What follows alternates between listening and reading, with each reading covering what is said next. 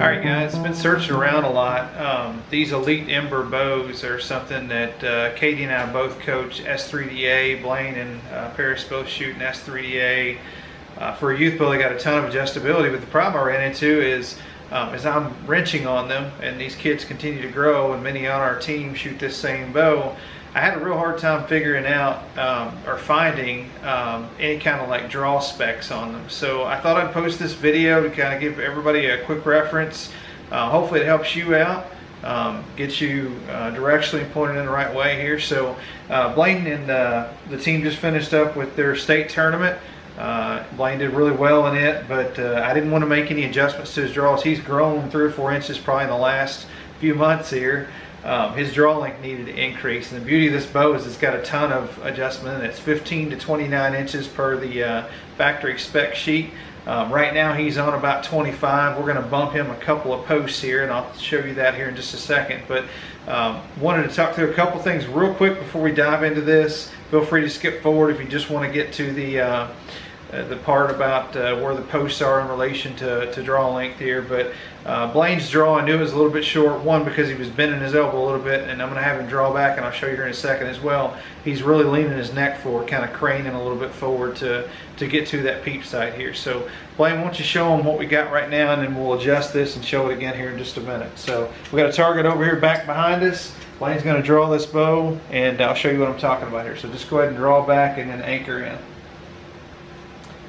So you can see after he got it drawn back, he really had to move his head forward. He's kind of pushed forward a little bit. I'd like to see his head in line with his spine for the most part. So we're going to move him back about an inch or so on draw, and I'll grab you guys over here at the bow press here in just a second and show you how to do it. It's super easy. Just need to get a little direction here to get started. So real quick, I'm going to show you how I get in the ballpark on most of our kids when we're adjusting or setting up draw initially, or just confirming where we think they need to be. So there's the rule of 2.5. So take their wingspan tip to tip, divide by 2.5, and it gets you pretty close within reason here. So scoot on out there, bub, real quick. We're going to get a measurement for you. Stretch them out. Make sure your chest is good and straight. Okay. And I've got Blaine right at 66 inches. Did the math on that just a bit ago, and it's just under 27 inches. So we're going to go to that post that I think relative on the bow and the cam, and we'll check them again after we get it adjusted and see how it fits. All right, doing this on a white background so you can see. Hopefully the lighting is okay here, but Elite advertises on this Ember bow a draw length setting of 15 to 29 inches. Which is 15 total settings. There's actually 16 posts around here, the outside of what I consider the posts. So if you do the math on that, it's like a 1/16 short of a full inch on every adjustment here. So I've got the top cam here. I'm going to explain this as easily as I can here.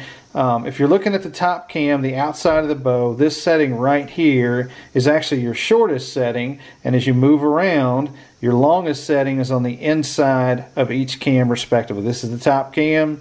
Here's the inside setting. You can see behind the cable yokes there, but that's the 29-inch setting. This is the 15-inch setting as you move around the rotation there. So right now Blaine's about 6 posts back from this, so he's at about the 24 to 25 inch measurement. We're going to bump him over a couple, and we're going to do this on both sides.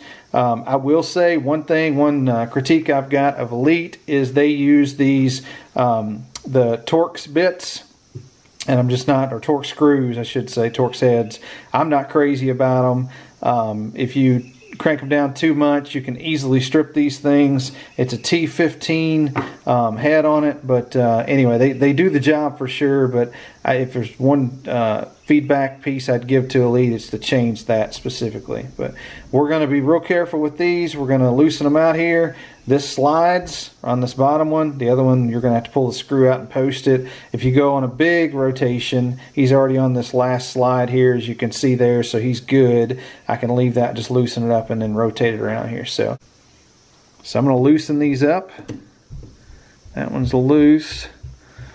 And then do the same thing on this other post. Try not to hit the camera here. And take this one all the way out.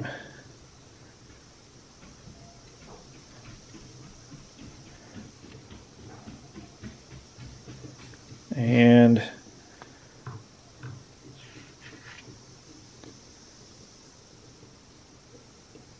there we we go.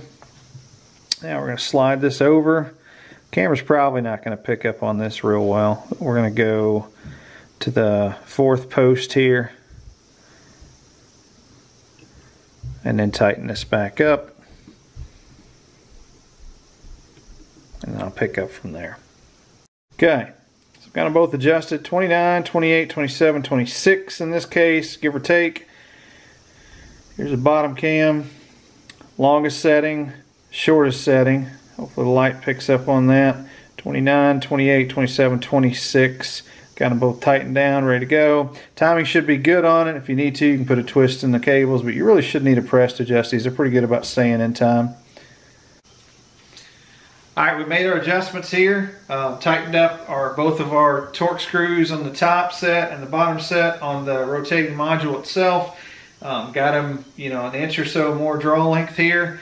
I'm going to have him check it. I'll draw him back. I'm really looking just to see where his head position is in relation to his spine. I want to see that vertically and not leaning forward, or in the view of the camera here, leaning forward this way, stretching. So Blaine, go ahead and drop back and we'll check this. Make sure you're good to go.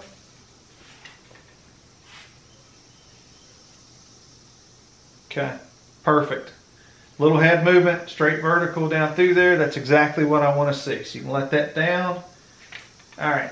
Couple things that I would call out here. Anytime you increase the draw of the bow, you're also going to increase poundage as well, even though you're not touching the limb bolt. So keep that in mind. You want to check it before and after. Just make sure your kiddo's not struggling if you lengthen their draw out, because the poundage will go up. The inverse of that is true as well. If you go down in draw length, you're going to go down in poundage as far as max poundage is concerned as well.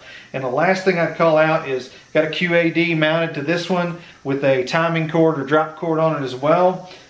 You want to make sure anytime you're lengthening or shortening that thing is tripping at the right moment in the draw cycle, because if not, you're going to have rest clearance issues that you're going to have to deal with as well. It's a quick, easy fix. You can usually slide this timing cable up or down on the cable itself, retie it back in, or clamp it back according to the way you've got your setup. But it's two things that you need to remember when you're making these adjustments. So hopefully you found this video helpful. Again, I didn't see anything online and I couldn't find a video on it, so I wanted to post something just real quick to make these adjustments. I'm not going to go into the review of the bow itself. There's plenty of those out there, but this is how you adjust those bows. Quick and easy. Just 4 total screws on the adjustment, and maybe a timing on the rest itself that you might have to do as well. So don't forget, like, subscribe, comment down below, and we'll catch you guys on the next one. We appreciate you watching.